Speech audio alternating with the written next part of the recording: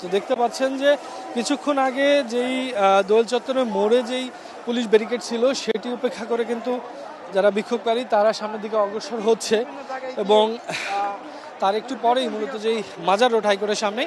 যে মোড়টি রয়েছে সেই মোড়ের সামনে আবার পুলিশ ব্যারিকেড দিয়েছে, সেখানেও কিন্তু এই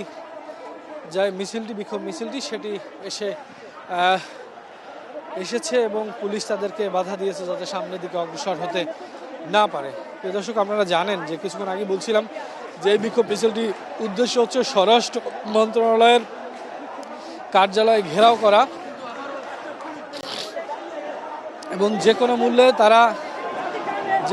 তারা স্বরাষ্ট্র মন্ত্রণালয়ের উদ্দেশ্যে যাবেনি, এটা তাদের উদ্দেশ্য। এবং আমরা দেখতে পাচ্ছি যে এই মুহূর্তে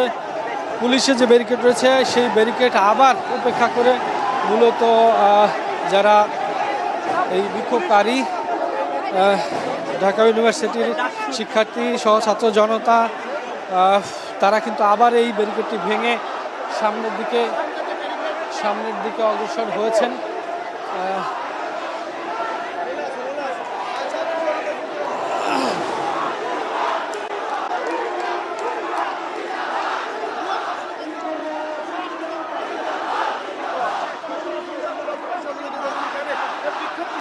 ডাকসু নেতৃবৃন্দ